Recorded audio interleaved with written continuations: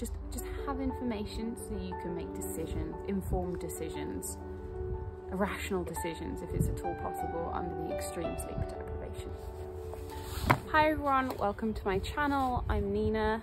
I am a mum first and foremost now, and you can see here, come to help.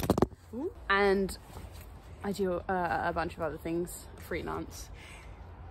So I do content creation and I run a teaching agency as well. But what I was going to talk to you today while we're outside in the garden having a little bit of fresh air are the books that really helped me for my pregnancy and also adjusting to new motherhood once my son was born. So the first I'm going to talk about is Ina May's Guide to Childbirth.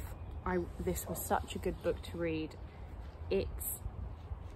I was quite scared of giving birth in the very beginning, and this really opened my eyes to how beautiful it could be, and how, yes, it would be scary bits, but it's totally manageable.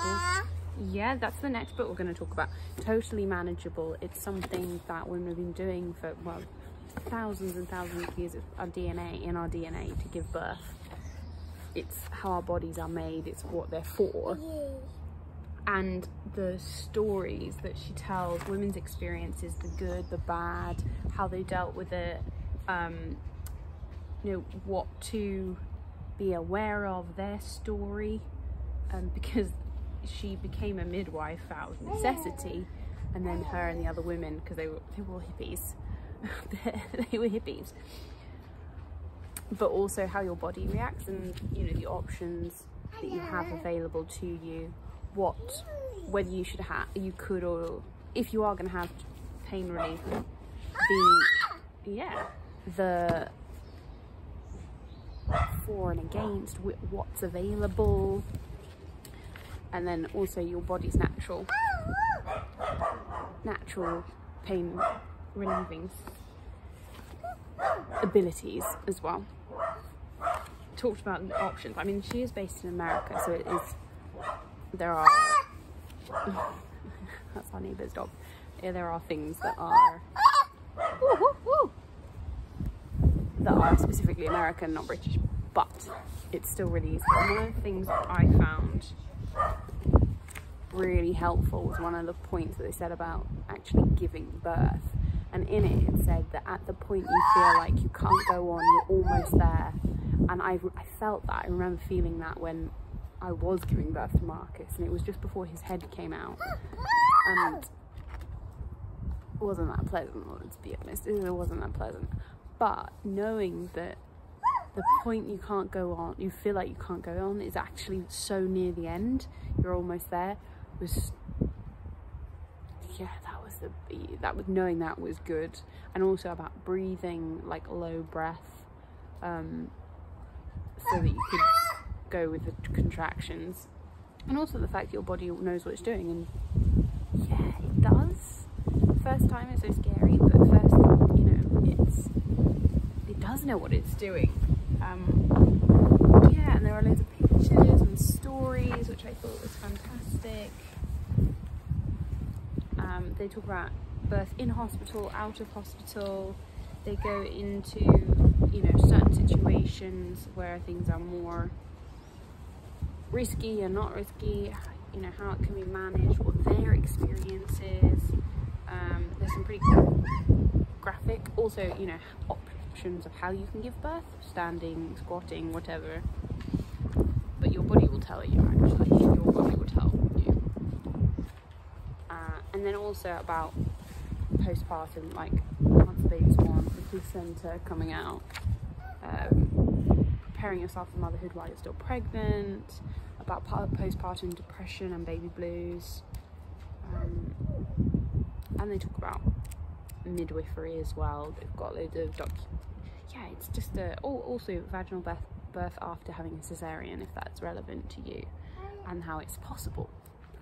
So yeah, I highly recommend this book. I read it, and I'm actually now giving it on to a friend. This is why I'm recording this video, because I have a friend who's gonna receive these books this week. Okay, the next was also another Ina May's Guide to Breastfeeding. So I really wanted to breastfeed, I don't know whether it's a combination of genetics, luck, nutrition, no idea, but we have had no problems with our breastfeeding journey and are still going. No, that's mummy's coffee. Yeah, so the breastfeeding book was really helpful because as for many people, I guess, in my generation, our parents, we were bottle fed a lot of the time. I didn't really know anyone who had been breastfed or had breastfed their children. I was actually introduced to people through friends, but my immediate family, everyone was bottle fed through necessity, I think. So reading this was really good because it was about how you, like, practical information about preparing for nursing, the letdown reflex, because when you do breastfeed and they stimulate the milk, there is a feeling, it's like a tingly feeling, and then your boobs just start dripping because the milk's come, and it's called the letdown. It's also got information about sleeping, which is really good because you will at some point end up sleeping in bed with your baby because you need to, and actually that started about 4.5 months out of necessity. It's got things to be aware of, it's got loads of stories, which is really helpful. I think the stories are actually the most helpful, and it talks about, you know, if you've had a bad breastfeeding journey to begin with, how you can help make it better. Let's see, you know, instructions for if you get a plugged milk duct, mastitis, what is it, like how you can help soothe your breasts if you need it, if you get a yeast or a thrush infection or your baby gets one, how to treat it, home remedies, you know, when to go to the doctor, when you can do things at home. Nipple ointments, yes, you will need nipple ointments. I used lanolin, which was my old cousin gave me, and it was a lifesaver in the beginning, definitely. What else? You know, what to do. No, you can't touch the camera. What to do about babies who refuse breast as well. And I think it's just put me in ease. Ooh, whoops, I forget. And it was just cute pictures. I mean, it was so beautiful. My toddler still feeds like this sometimes, except it's not calm, it's doing gymnastics. So I highly recommend this book. It's just informative, especially if this is your first baby. And as I said, the stories are the best bit. Next, okay, so I discovered about Montessori a little while before I was pregnant. I think my husband and I were aware of it, but I found this book, The Montessori Baby, by Simone Davies and Jennifer Zodike, and this was really, it made me aware of how to be more, I guess, baby-centered and how they communicate and things, because I want to be a good mum. So I picked this up, and it was really good based on development, because actually being aware of baby development really helped me be aware of how patient I needed to be for him. And it helped me in, you know, when you're exhausted, knowing what they're going through, how I could make their time easier, because it is hard being a baby. You know, and also what gadgets and things I could or didn't need to buy. Most importantly, didn't need to buy. What was it? I wrote some notes, and I liked the idea about reading how it was all about providing a prepared environment for your child so that they could just explore. And that really I've been trying to follow and get better at now as well for him, because he is more active. What else did I put here? Then about processing. Babies need a little more time to process than adults. This is so true, and I think that's been really useful, understanding that and reading it in this book, so that I gave him time, because it can be so frustrating when they don't do what you need them to do. But they just need a little bit more time, and I've definitely seen that. At the back of this book as well, it has some really good month-by-month milestones, how you can prepare emotionally, physically, your space, activities you can do. I mean, little babies don't need a huge amount of activity per se, but how you can look after yourself as well, a daily rhythm, and also the types of toys that they would want. Be careful. They would be interested in at certain stages as well. That's been really useful, and we have a printout of a sheet that my husband found of all the different stages from 0 to, I think it's about 2, but from 14 months plus, most of the activities are fine from 14 to 24 months, on our fridge. And then whenever he starts showing interest in something, start getting different activities and changing his toys around. Well, that was one of the other things I like at Montessori. It's like rotate the toys, have a few out at a time. I haven't managed that as well, and we're in the process of moving house, so they're all in a basket at the moment, but I try to have, you know, a small number of toys. No, don't get the phone. Small number of toys out, and I definitely find he's better when there's a small number, and he tells me now what he wants. Okay, the next book I actually don't have as a physical copy. I have it as a Kindle book, which is Real Food for Pregnancy by Lily. Oh, where's your shoe gone? By Lily Nichols. It's a nutrition book for how you can eat in pregnancy, real food, so that you get all the nutrition you need. You don't have to take like crazy amounts of supplements, and how you can just get it naturally. And actually, through food is, well, it's more fun and it's bioavailable. I read that book probably about 3 times in the pregnancy and postpartum period, and I will go back to it as well when I get pregnant again. Not yet, I'm not pregnant.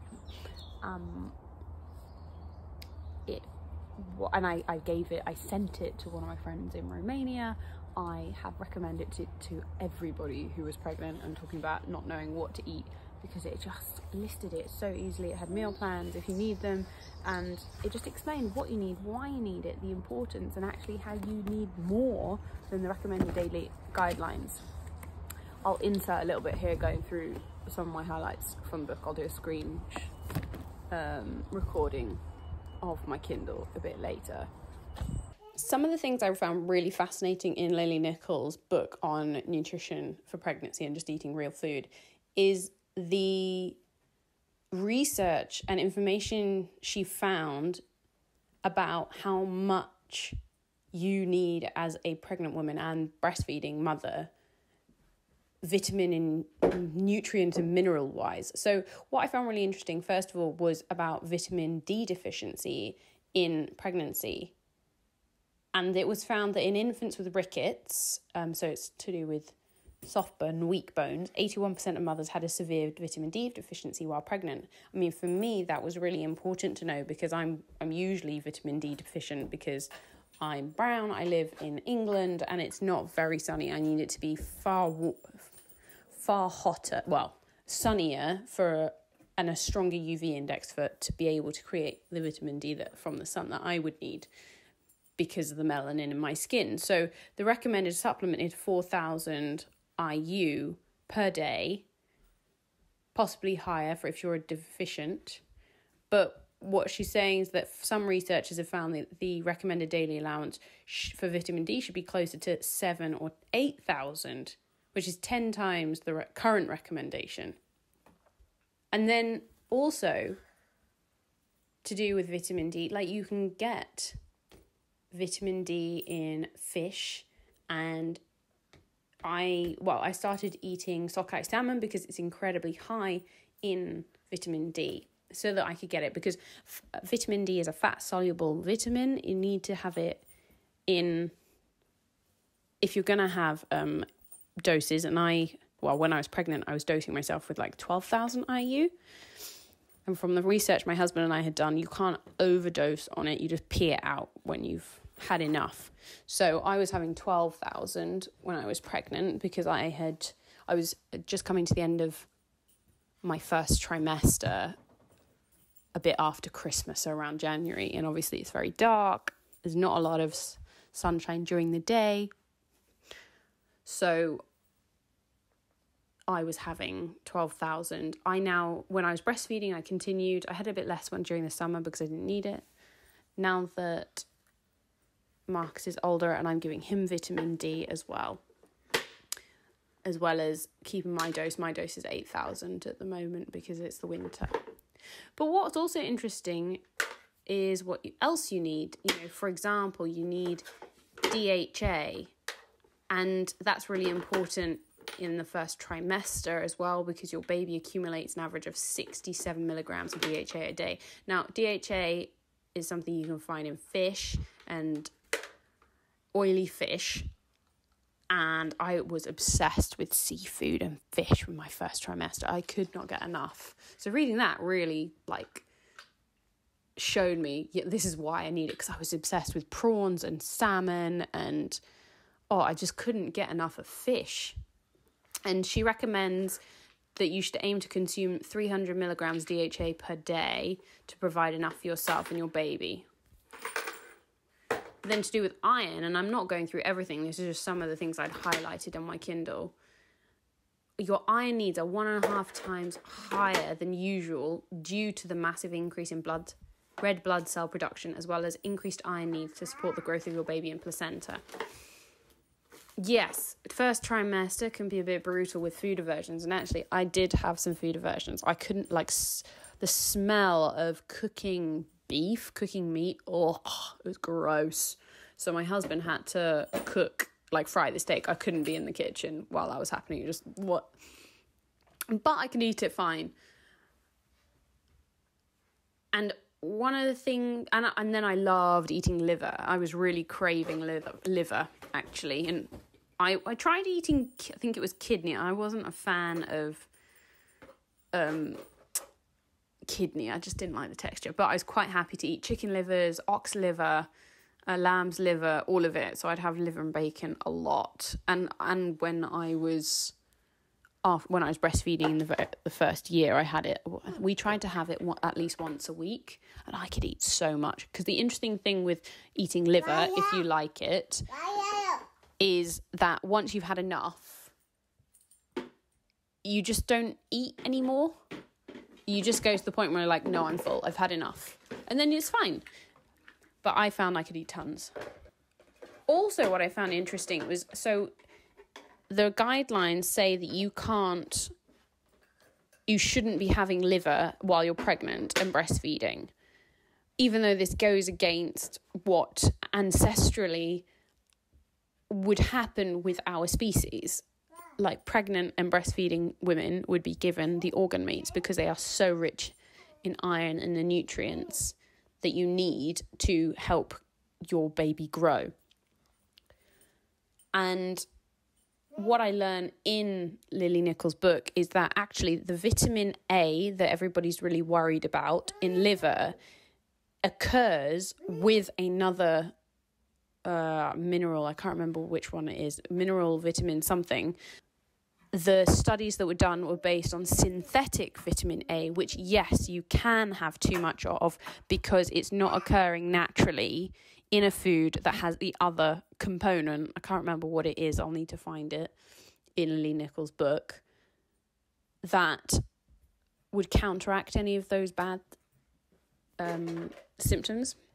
So, lastly, also reading, she talks about weight gain. And what was really interesting is that in the first half of pregnancy, your body is in an anabolic state, meaning it's trying to store energy, build up fat stores for later on. And that's because it's working to grow the placenta.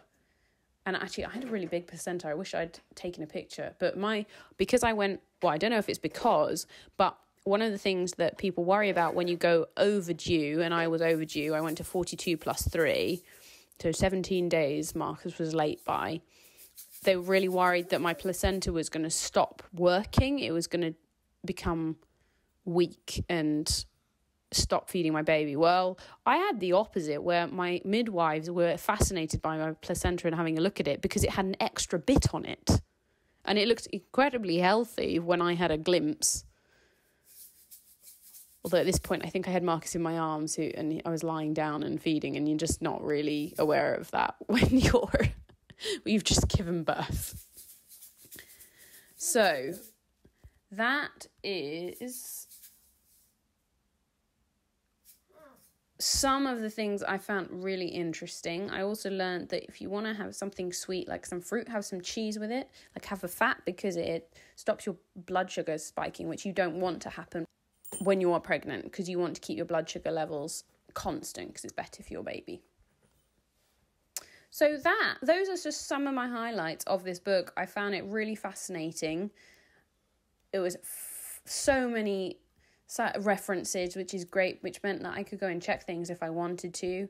I read some of her articles as well. Her email list is great and provided loads of information that I have found really fascinating and interesting postpartum as well as pregnant.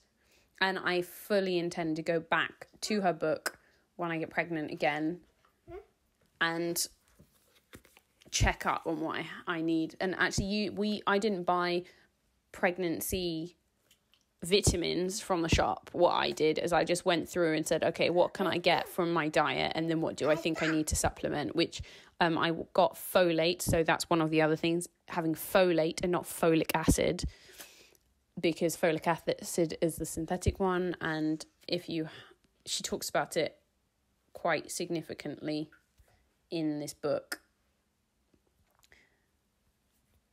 So that's really important. So I had folate, I had vitamin D, omega-3 DHA.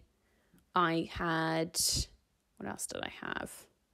I had a couple other things and I've forgotten what they are, but pretty similar to what I'm having now. And then getting as much from diet as possible.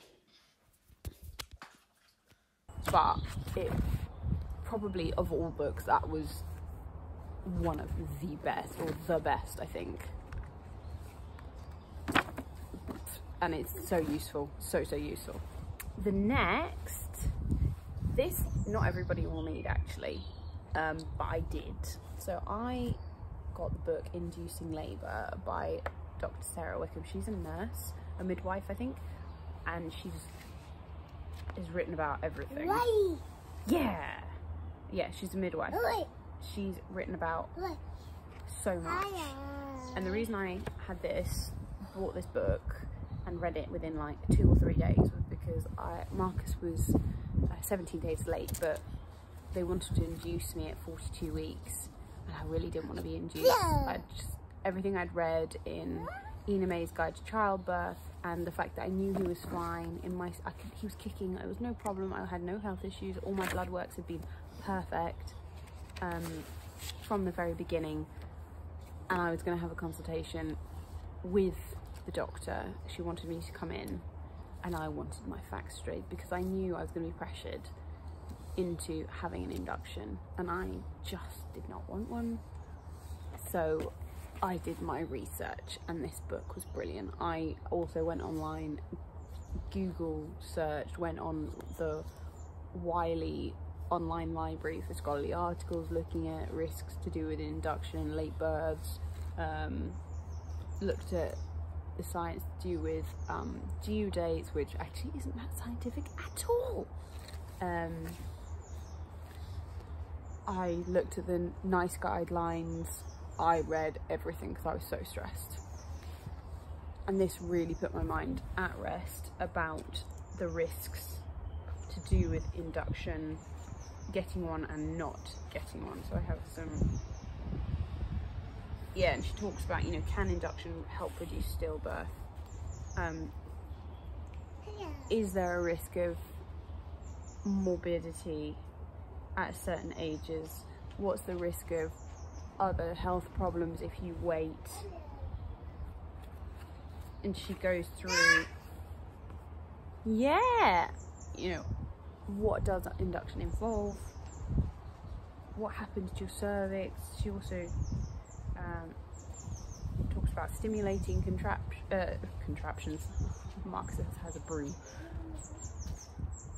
Stimulating contractions, you know, the monitoring, other ways of getting your labour going. I did have a sweep once. I did not enjoy it at all. It's not a pleasant experience. I had it once and I refused it another time. I just waited, and I think next time I'll just wait, because this thing was fine and it was quite a quick birth, and it was a nice birth apparently, according to my midwife.